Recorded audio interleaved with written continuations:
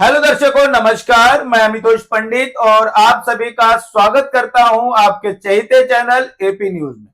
आज हम जानेंगे लाल किला से पीएम मोदी ने 6 बड़े ऐलान क्या किए, युवाओं से लेकर एआई, चिप और परमाणु ऊर्जा तक क्या बदलेगा। लाल किले की प्राचीर से प्रधानमंत्री नरेंद्र मोदी जी ने देश को संबोधित किया, लेकिन इस बार सवाल सिर्फ ये नहीं है कि प्रधानमंत्री ने भाषण में क्या कहा।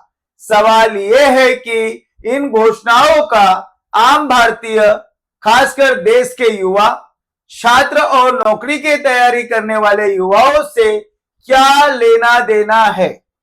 क्योंकि इस भाषण में एक तरफ एआई की बात हुई, दूसरी तरफ प्रतियोगी परीक्षाओं के लिए मुफ्त ऑनलाइन कोचिंग की बात हुई, बच्चों में खेल प्रतिभा खोजने की बात हुई और साथ ही सेमीकंडक्टर, न्यूक्लियर एनर्जी और सिविल डिफेंस जैसे ऐसे क्षेत्र भी सामने आए जिनका असर आने वाले वर्षों में भारत की अर्थव्यवस्था और सुरक्षा पर पड़ सकता है। प्रधानमंत्री ने इस पूरे विजन को शक्ति की सप्त धारा यानी विकास की 7 धाराओं के रूप में पेश किया।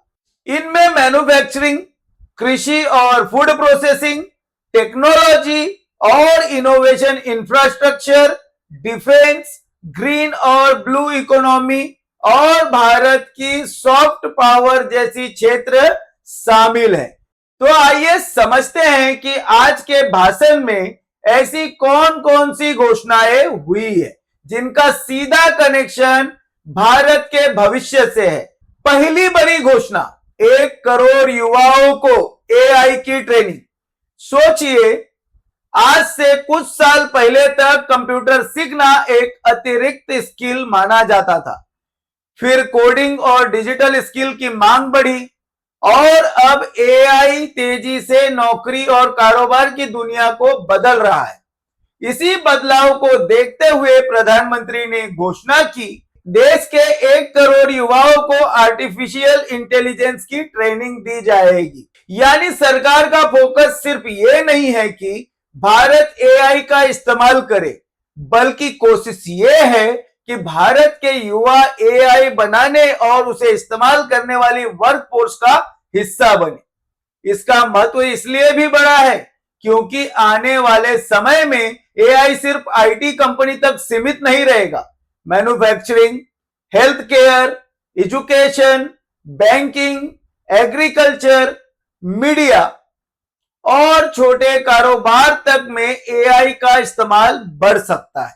सरकार की तरफ से एआई को लेकर पहले से ही युवाओं और छात्रों को जोड़ने की कोशिश चल रही है। उदाहरण के लिए इंडिपेंडेंस डे 2026 के लिए माई गॉव और माई भारत ने युवाओं के लिए role of AI in building a Viksit Bharat bye 2047 जैसे कार्यक्रम भी आयोजित किए गए। लेकिन यहां एक बड़ा सवाल भी है। 1 करोड़ युवाओं को एआई की ट्रेनिंग देना सुनने में बड़ा लक्ष्य है, लेकिन असली चुनौती ट्रेनिंग की क्वालिटी होगी।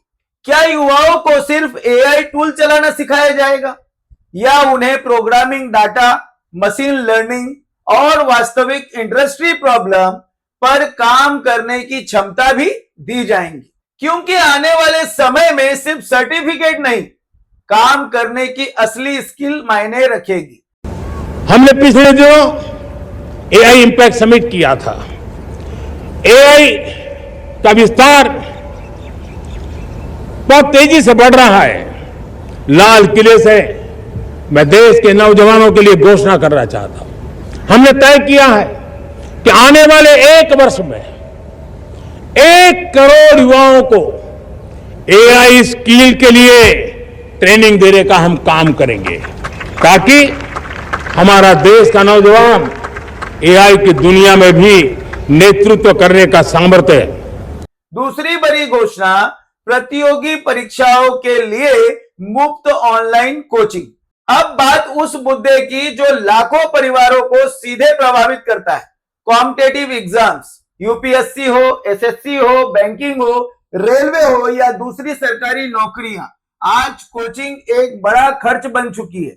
बड़े शहरों में रहने वाले छात्रों के पास coaching institutes, test series, libraries और दूसरे रिसोर्स उपलब्ध होते हैं, लेकिन छोटे शहरों और गांवों के छात्रों के सामने यही सवाल रहता है, क्या अच्छी तैयारी के लिए शहर जाना जरूरी है? प्रधानमंत्री ने इसी गैप को कम करने के लिए कॉम्पिटिटिव एग्जामिनेशन की तैयारी करने वाले छात्रों के लिए मुफ्त ऑनलाइन कोचिंग की घोषणा की है। अगर इसे बड़े स्तर पर लागू किया जाता है तो सबसे बड़ा फायदा उन छात्रों को हो सकता है जो महंगी कोचिंग अफोर्ड नहीं कर पाते। मेरे प्यारे देशवासियों, हमारे मध्यम वर्गीय परिवारों के सामने एक बहुत बड़ा बोझ बन चुका है कोचिंग क्लासेस की स्पर्धा। हर माँ बाप को लग रहा है कि कोचिंग क्लास में बच्चे को नहीं भेजा तो हम प्रतिष्ठित परिवार नहीं है। इन गरीब और मिडिल क्लास परिवारों की हम चिंता करते हुए हजारों करोड़ रुपए का उनका खर्च है वो भी बचे, बेटे भी अपने आसपास रह सके, उनकी देखभाल हो सके, परिवार पर आर्थिक बोझ न आए। और इसलिए हमने युवाओं के लिए विभिन्न परीक्षाओं की फ्री ऑनलाइन कोचिंग हमने करने का निर्णय किया है। डिजिटल पब्लिक इंफ्रास्ट्रक्चर है, हमारे पास उत्तम टैलेंट है, टीचर्स हैं, उन संसाधनों को जोड़ करके हम देश के नौजवानों को फ्री कोचिंग देने का एक पूरा नेटवर्क हम खड़ा करने वाले हैं। मेरे प्यारे देशवासी, लेकिन यहां भी असली सवाल इंप्लीमेंटेशन का है। ऑनलाइन क्लासेस शुरू करना एक बात है, लेकिन क्या हर छात्र के पास अच्छा इंटरनेट होगा? क्या रीजनल लैंग्वेज में कंटेंट मिलेगा? क्या डाउट सॉल्विंग की सुविधा होगी? क्या टेस्ट सीरीज और पर्सनल गाइडेंस भी मिलेगी? और सबसे जरूरी, क्या गांव के छात्रों को वही क्वालिटी मिलेगा जो बड़े कोचिंग हब के छात्र को मिलती है? अगर इन सवालों का जवाब हां में मिलता है तो यह घोषणा एजुकेशन में अपॉर्चुनिटी गैप कम करने की दिशा में बड़ा कदम हो सकती है। तीसरी बड़ी घोषणा, बच्चों में छिपी खेल प्रतिभा की खोज। प्रधानमंत्री ने देश भर में स्पोर्ट्स टैलेंट हंट शुरू करने की बात कही है। यानी कोशिश ये है कि भारत के छोटे शहरों, कस्बों और गांवों में मौजूद उन बच्चों की पहचान की जाए जिनमें खेल की प्रतिभा है, लेकिन उन्हें सही प्लेटफॉर्म नहीं मिल पाता। और यही मुद्दा महत्वपूर्ण है, क्योंकि भारत में अक्सर किसी बच्चे के खेल में अच्छा होने का मतलब ये नहीं होता कि उसके पास आगे बढ़ने की सुविधाएं भी हो। किसी गांव में अच्छा एथलीट हो सकता है, किसी छोटे शहर में शानदार बॉक्सर, कहीं रेसलिंग की प्रतिभा तो कहीं फुटबॉल या एथलेटिक्स का खिलाड़ी।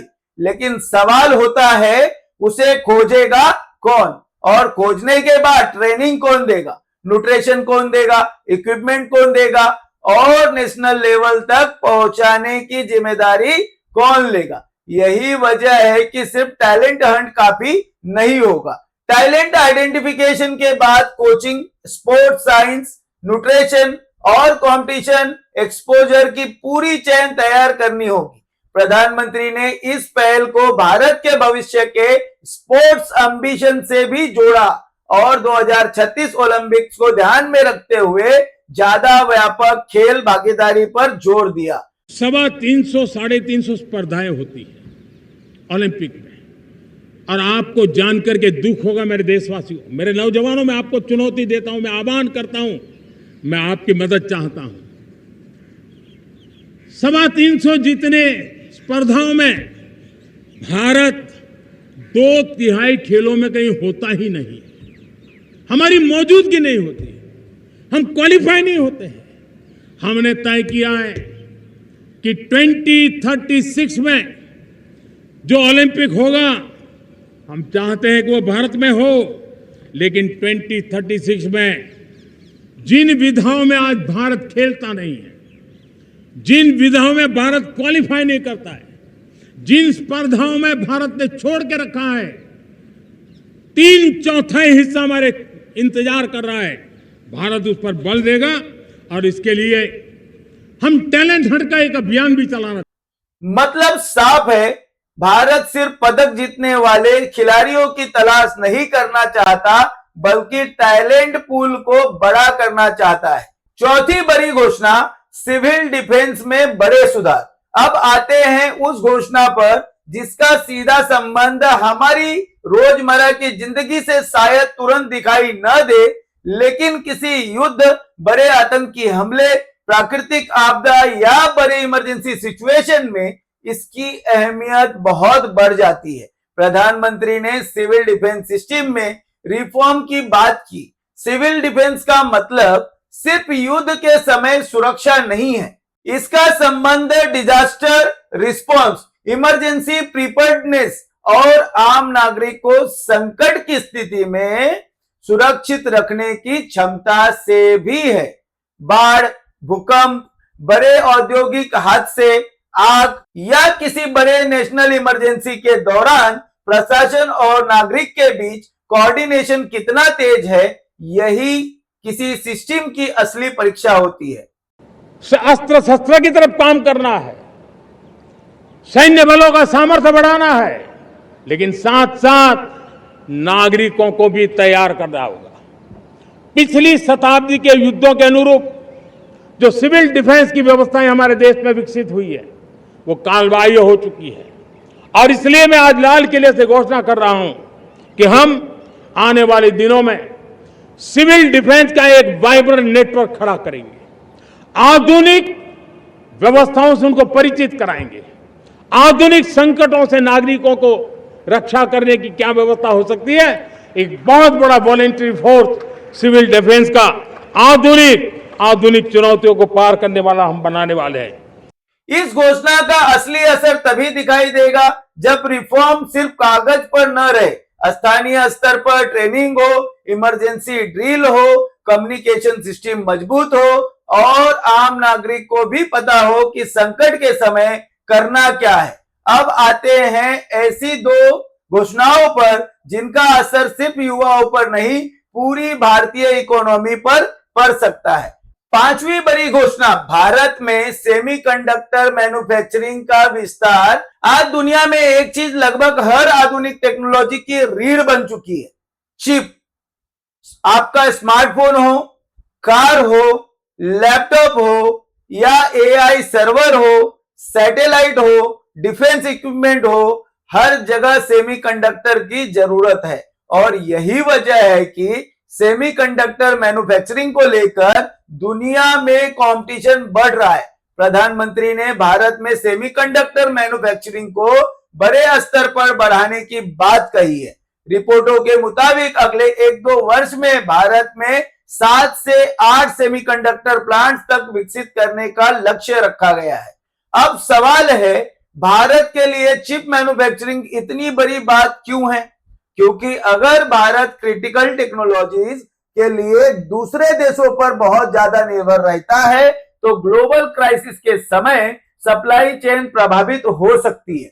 लेकिन अगर चिप मैन्युफैक्चरिंग और पूरी सेमीकंडक्टर सप्लाई चेन भारत में विकसित होती है तो इससे इलेक्ट्रॉनिक मैन्युफैक्चरिंग को भी फायदा मिल सकता है। लेकिन सेमीकंडक्टर इंडस्ट्री आसान नहीं है, इसके लिए huge investment, high and technology, skilled man power, reliable electricity, water और ग्लोबल कंपनीज के साथ मजबूत सप्लाई चेन की जरूरत होती है। इसीलिए अनाउंसमेंट बड़ी है, लेकिन इसकी असली कहानी तब लिखी जाएगी जब फैक्ट्री जमीन पर प्रोडक्शन शुरू करेगी। लिए आत्मविश्वास की जरूरत होती है, आत्मगौरव की जरूरत होती है और साथ साथ आत्मनिर्भर भारत होना भी बहुत जरूरी होता है।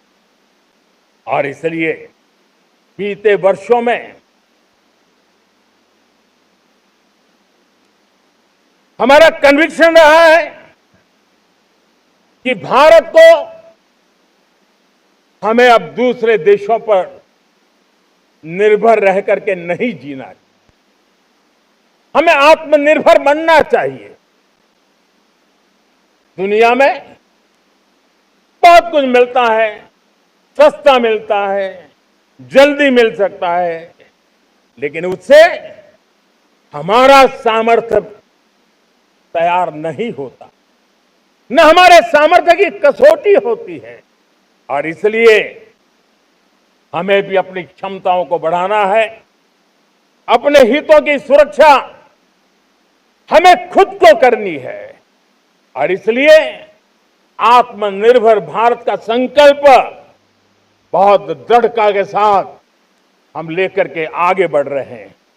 मेक इन इंडिया, स्वदेशी, वोकल फॉर लोकल, इन सारे क्षेत्रों में आज हर भारतीय का मन जुड़ रहा है। मेरे प्यारे देशवासियों, मैं आपको एक उदाहरण देता हूं सेमीकंडक्टर का। देश आजाद होने के बाद विश्व में तो सेमीकंडक्टर की चर्चा हो चुकी थी, हमारे यहां भी बातें होती थी, लेकिन सेमीकंडक्टर का कोई बड़ा प्लान हम आगे नहीं बढ़ा पाए। और आज स्थिति क्या है? आज की डिजिटल दुनिया में, आज की टेक्नोलॉजी में चिप का महात्म्य हम समझते हैं। कोई भी इलेक्ट्रॉनिक गुड्स होगा, हमारे मेडिकल इक्विपमेंट होंगे, हमारे ट्रांसपोर्ट के रास्ते होंगे, हर किसी में चिप अनिवार्य है और इस चिप के बिना दुनिया थम जाए ऐसी स्थिति पैदा हो। और इसलिए भारत ने आत्मनिर्भर होने की दिशा में अपना सेमीकंडक्टर प्लांट, बड़ा सेमीकंडक्टर प्लांट, 3 सेमीकंडक्टर प्लांट शुरू हो चुके और मुझे बताया गया है कि वहां जो प्रोडक्शन हो रहा है वो एक्सपोर्ट होना शुरू हो चुका है। और मैं देशवासियों को कहना चाहता हूं, आने वाले 7-8 वर्ष में और 5, 7 या 8 सेमीकंडक्टर प्लांट बहुत ही जल्द शुरू होने वाले। छठी और शायद सबसे लंबी सोच वाली घोषणा, न्यूक्लियर एनर्जी। अब बात उस सेक्टर की जो आने वाले 20 साल में भारत की एनर्जी सिक्योरिटी का बड़ा हिस्सा बन सकता है। प्रधानमंत्री ने 2047 तक भारत की न्यूक्लियर पावर कैपेसिटी को 100 GW तक पहुंचाने का लक्ष्य सामने रखा है। मेरे प्यारे देशवासियों, जैसे सेमीकंडक्टर की बात हो, क्रिटिकल मिनरल की बात हो, वैसे ही जिस टेक्नोलॉजी की दिशा में हम जा रहे हैं, दुनिया जा रही है, उसमें एनर्जी का महत्व और बढ़ता चला जा रहा है। अब एनर्जी के बिना भी नई दुनिया को चलाना मुश्किल है और इसलिए हमें चिप हो, एआई हो, डेटा सेंटर हो, हमें बहुत बड़ी मात्रा में बिजली की जरूरत होगी। एनर्जी सिक्योरिटी ये हमारे समय की मांग है और इसलिए हमने पहले से ही उस दिशा में एक के बाद एक मजबूत कदम उठाए हैं।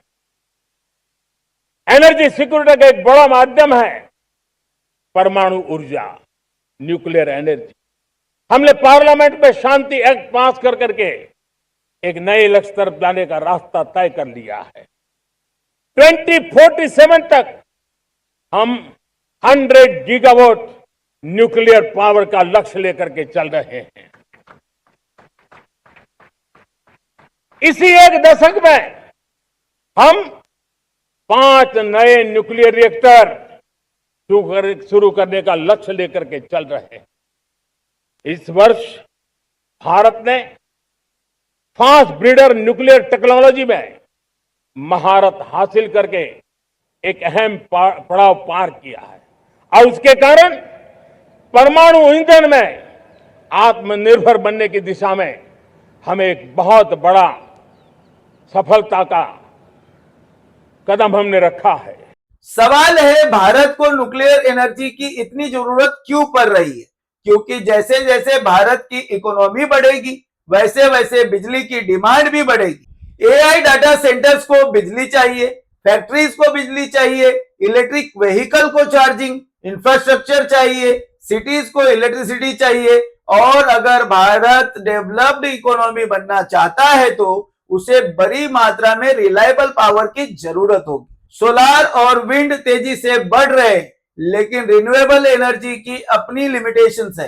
सूरज हर समय नहीं चमकता और हवा हर समय एक जैसी नहीं चलती। न्यूक्लियर पावर को relatively stable, low carbon electricity source के रूप में देखा जाता है। इसीलिए सरकार न्यूक्लियर कैपेसिटी बढ़ाने को एनर्जी सिक्योरिटी के साथ जोड़ रही है। इसके साथ प्रधानमंत्री ने समुद्र मंथन यानी national deep water exploration mission की बात भी की है, जिसके तहत समुद्र की गहराई में ऑयल और गैस रिसोर्स की एक्सप्लोरेशन पर जोर दिया जाएगा।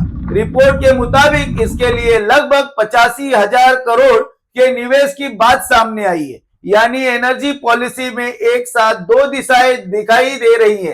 एक तरफ रिन्यूएबल और न्यूक्लियर और दूसरी तरफ डोमेस्टिक ऑयल और गैस एक्सप्लोरेशन का लक्ष्य है।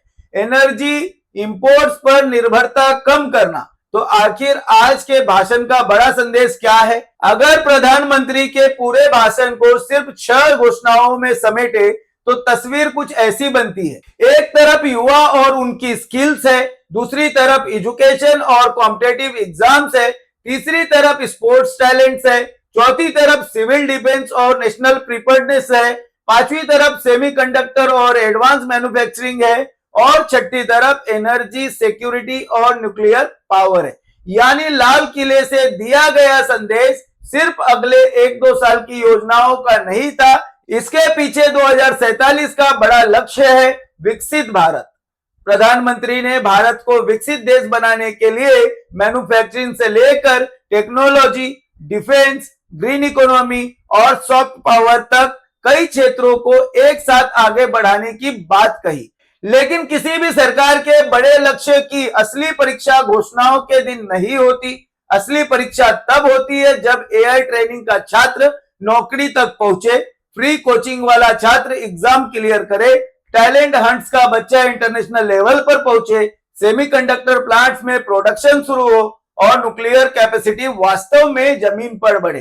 क्योंकि घोषणा हेडलाइन बनाती है लेकिन इंप्लीमेंटेशन इतिहास बनाता है। और 2047 तक विकसित भारत का सपना कितना आगे बढ़ता है, इसका फैसला आने वाले वर्षों में इन घोषणाओं की जमीन पर दिखाई देने वाली तस्वीर करेगी।